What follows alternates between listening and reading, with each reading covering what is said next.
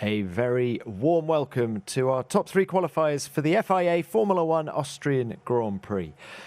In third place, Lewis Hamilton. In second place, Charles Leclerc. And taking the 11th pole position of his Formula One career, our pole sitter, George Russell. A brilliant final lap there, George, of Q3. Let's start with, where did you find the time? It was so much better than anything else we saw from you in the session. If I had the answer, we'd be on pole every week, to be honest. I said on Thursday, it's like when the car clicks and the tyres work and it just gets into that sweet spot, a huge amount of lap time comes from nowhere. And I had a really difficult session. I was almost out in Q2. My first lap in Q3 was strong. And then I just went around turn 1 on my final lap. And I was a tenth and a half up. And then turn 3, another tenth and a half up. And turn 4, another tenth and a half. And the lap was unbelievable. And then obviously I got that yellow flag in, the single yellow in the last sector. But I did a 100-meter lift, lost a huge amount of time. And still, you know, I don't know. I don't have the answer for sure. I'll be looking with my team where it came from, but it felt very, very sweet. What did you change on the car between run 1 and run 2 of Q3? No, it was just a little bit of how I brought the tyres in, changed a little bit of front wing as well. But it's one of those, when you nail turn 1 and you go through fast, but the car doesn't slide, it keeps the temperatures a little bit down, so the tyres are cooler approaching the next turn, and then you have more grip, so you go through there faster, and the tyres are cooler once again. And it's this sort of upward spiral, and equally, if you have a bad turn 1, you're on this downward spiral, and it just clicked. It's just one of those magic laps, and just so pleased because it's been a real tough run for me. But, you know, like Toso said to me in Q2, just like enjoy it. Just enjoy the drive. And he said the same ahead of Q3, just go out and enjoy it. And I said that to myself, just don't overdrive it. Just enjoy it, because it's quite a cool thing that we do. You just touched on it then. Do you think you have been overdriving? There's definitely a factor of that.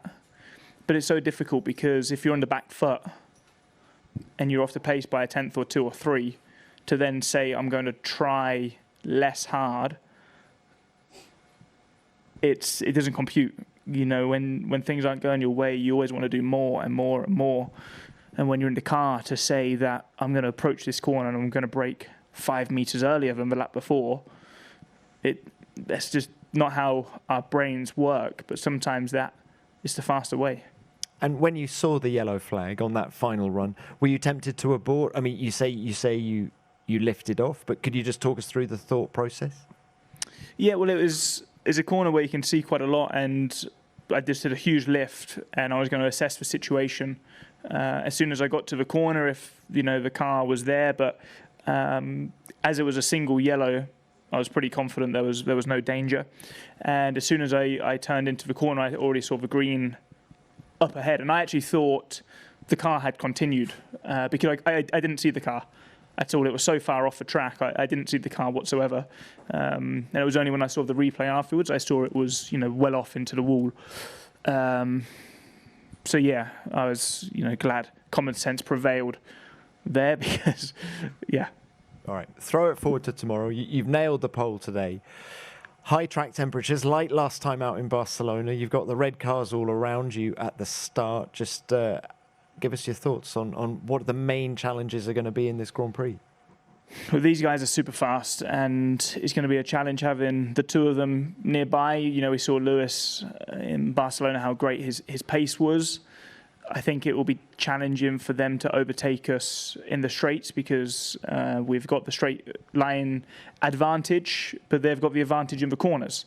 And if they're splitting the strategy or putting us under pressure, it may be difficult to hold on to. And of course, Kimi's going to be super fast. The McLarens have looked really fast. Max, I don't know how his last lap was looking, but he was right up there as well with those new upgrades for Red Bull. So there's a huge fight on our hands from all angles. All right, George, very well done to you. Thank you for that. Charles, let's come to you now. George just mentioned upgrades. There's more on the Ferrari this weekend. Just tell us about the performance of the car in that qualifying session for you. Yeah, the car is feeling good, and I think the team is pushing like crazy at the moment, which is really nice to see. In Barcelona, we had a big package, but everybody's pushing like crazy to try and product those upgrades as quickly as possible and bring them to the track also as quickly as possible, and it's definitely paying off. So that's really good to see. My qualifying was quite tricky, honestly. The car. On braking, I was really struggling quite a lot from Q1 to the last lap in Q3. I managed to do a bit of a better lap in Q3, which I'm happy of. I thought at one point that I'll have pole, but George was just too quick. But the first line is good, especially after the last couple of races where the feeling wasn't there in Canada and Monaco. In Barcelona, unfortunately, there was the technical issue that cost us a few more points. And to be back with a bit more of a normal weekend feels good. I needed that. What was the key to your pace in Q3? Did you change anything in the way you drove? Change anything in the car? Honestly, it wasn't a very special lap. It's the kind of laps where, as I said, I just wanted a clean qualifying. I just wanted a clean lap. And so when you are in this mindset, maybe you leave a little bit of margin on the table. But I don't regret it because I wouldn't have beaten George anyway. So second is the best we could do today. Okay, what about tomorrow? Second today, first tomorrow. How do you see it? I really hope so, but it's very strange because yesterday was a very tough day for the team. I think we were struggling a lot as a team, and today we did a big step forward. I did not expect, and I think as a team we did not expect to be in front of the McLarens, particularly, and close to the Mercedes. So that's a good surprise. Then for the race in itself, I think we did a step forward with the car for tomorrow. Whether this will be enough to challenge the Mercedes, I doubt so, but if there's an opportunity, I'll do everything to take it. All right. Very well done to you. Thank you, Charles. Lewis, let's come to you now. If you'd had 2 runs in Q3, what do you think? Was pole possible? I don't know whether we could do the same time as those guys. They've been quick all weekend, so congrats to George. But otherwise, it's amazing to be up here with Charles. I think it's such a great showing for Ferrari, and just really, it really is a reflection of just the hard work that everyone's been putting in back at the factory. We got the new upgrade this weekend on the engine, which is a slight step forwards, and then we also brought a couple of little pieces on the car. So it's just every weekend, it's really great to see them pushing so much and just continuing to bring these pieces that you could tell they're hungry and they're pushing, which I'm really proud of. So. And that's why we're up here and as close as we are. Yesterday we were like 6/10 off in a straight line, and somehow today we're closer. So unfortunately, the weekend had been pretty good. This morning in P3 I felt good with the laps, and then got to qualifying and struggled a little bit more with the balance, particularly on the brakes. And then Q3 made a mistake in turn 1, then turn 3, and lost that lap. That really puts you on the back foot naturally because you've got to squeeze out a lap. So given that I missed that first lap, I'm pretty happy with that. Okay, let's throw it forward to tomorrow. After everything you did in Barcelona last time out in very hot track conditions, how confident are you that you can take the win again? I think this weekend we've not been confident that we could fight for a win. These guys have been 6/10 quicker than us most of the weekend. We closed the gap overnight, 3/10, and but we still are 3/10 down today, or 2 and a bit tenths down today. So it's going to be very tough to challenge them tomorrow. But it's a long run down to turn 3. Hopefully, together we can. Now it's great having Charles up here as well because we can hopefully work together in strategy and try to apply pressure to them. All right. Good luck with that. Thank you, Lewis. Let's open this to the floor. Name and publication, please. Hello, James Phillips, Motorsport Monday. Question for Lewis. Austria is a very different circuit to Barcelona. Are you confident of continuing to take the fight to Mercedes in a sustained way for the rest of the year? And can I just ask what the measure of success is for the new upgrade on the engine? Thank you. I don't think we have a measure of success. We just want to continue to be moving forwards and trying to get closer. we knew coming into this weekend would be tough with the long straights. We got here and the deficit looked bigger than other circuits that we've been at. Maybe it's altitude, I'm not sure.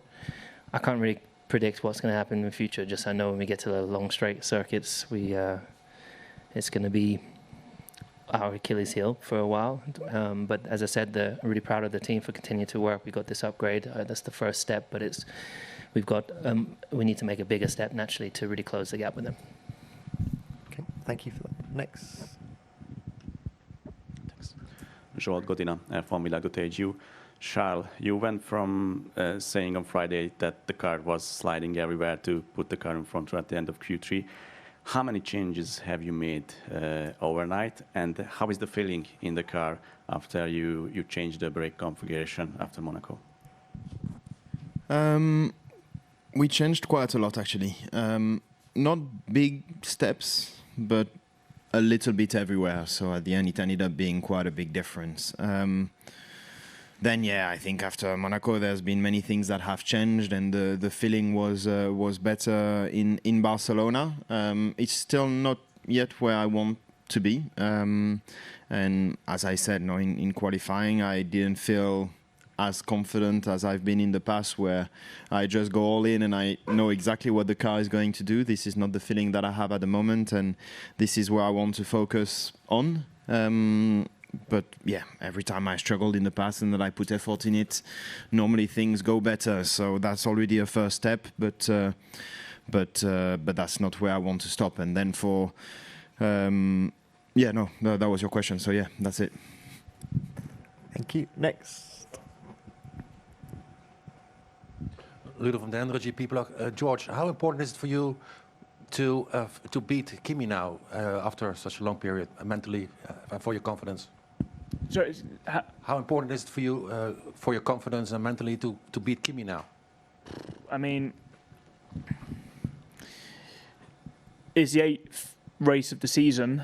It's my 4th pole, but I've never been able to really convert into a good result. So it has, moments like this, it's like confidence is restored. And like Charles was just saying, it last year, every lap, every session, I just had the confidence in the car to just push it to the limit and know exactly what it was going to do. And I think for Charles, one of the best, definitely qualifiers on the grid was the same. And for both of us, it has been challenging a lot at times, but we haven't just forgotten how to drive. And there is definitely an element of understanding what this car needs, what these tyres need in different conditions. And, Kimi's just done an amazing job day in, day out. Do I have the confidence I can beat him? Yeah, 100%. I just need to get that click as I found again today, as I had in Barcelona, as I had in Canada, as I had in Melbourne, as I showed in China. And then, the results will come at some point in the races. It can't continuously be bad luck over a course of a season. So, yeah, feeling good. Thank you. Next.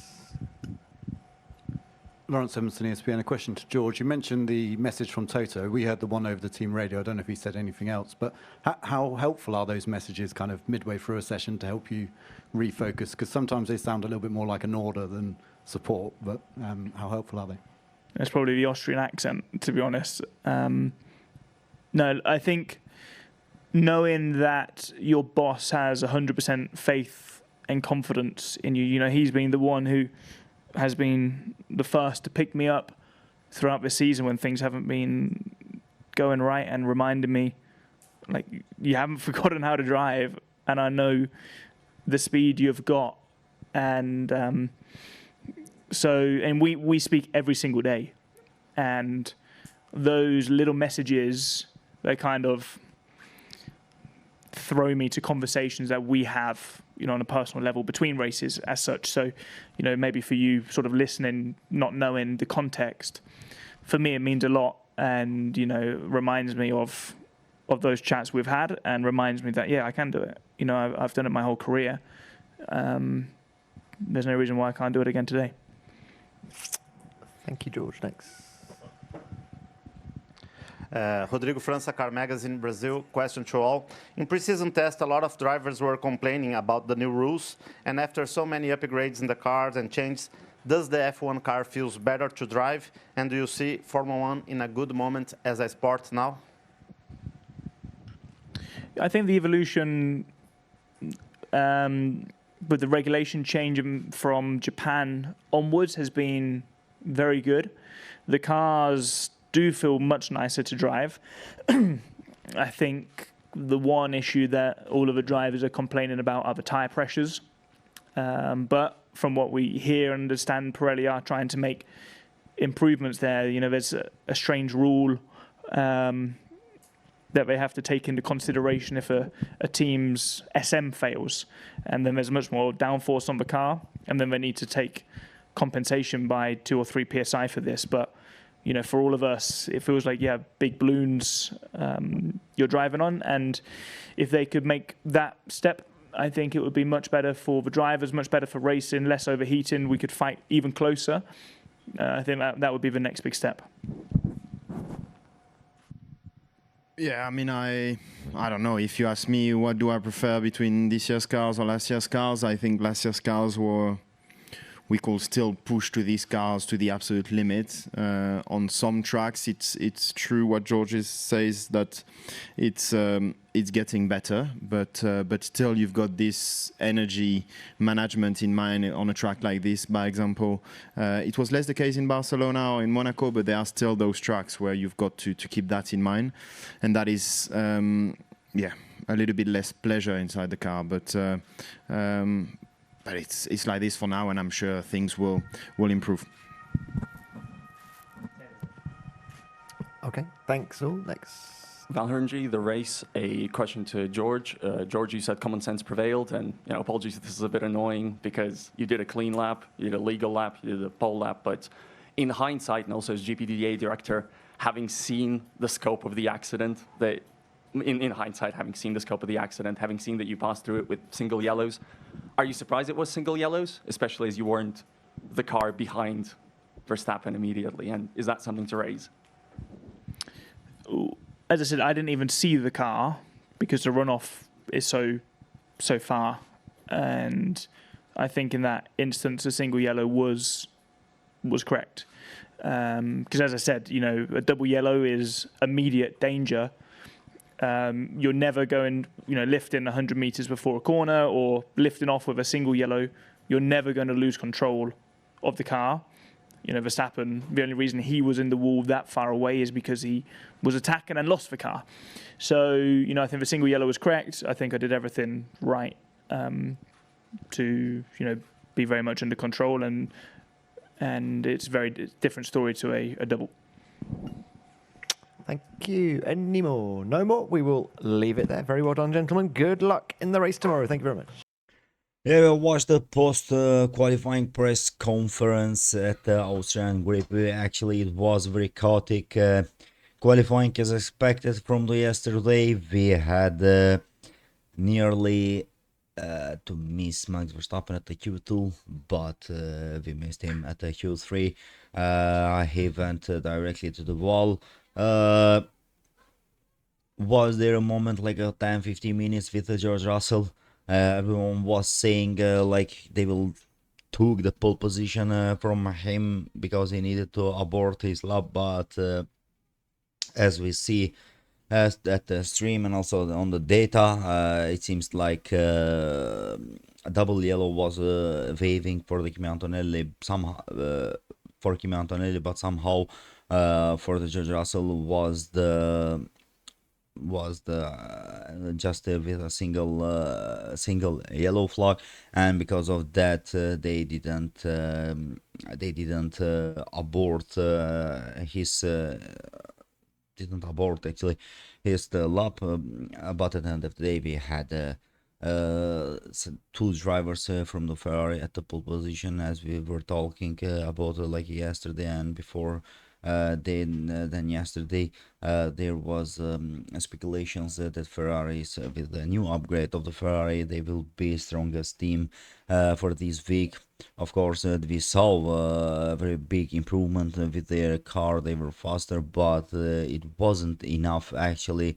Uh, it wasn't enough for to take the pole position. Of course, we saw as you have watched the qualifying, we saw a very strong lap from the Lewis Hamilton, but at the Q3, he just wanted to have two push laps, but at the first attempt of his lap at the Q3, he just made a mistake at the turn 3 and 4. Because of that, he aborted his lap, and also as we watched at the press conference, was asked about that thing. If he had two push laps, maybe if he had two laps, it was there any opportunity to be a little bit much more faster, but as Hamilton said, we will never know that if would happen actually to have the pole position, but he was very happy with the Ferrari car, and also he will be at the third position tomorrow for tomorrow's race, and definitely it will be very, very interesting race start because at the second place it will be Charles Leclerc. Hamilton behind him, it will be Kimi Antonelli, and of course the huge surprise of the day with this accident, Max Verstappen will be at the fifth position. And also Charles Leclerc said he is happy with this car, but one more time he was struggling a little bit with his tires, actually with his brakes, but somehow he managed to have very good lap. Actually, it was a very strong lap at Q2. At the Q3, he was on provisional pole position, but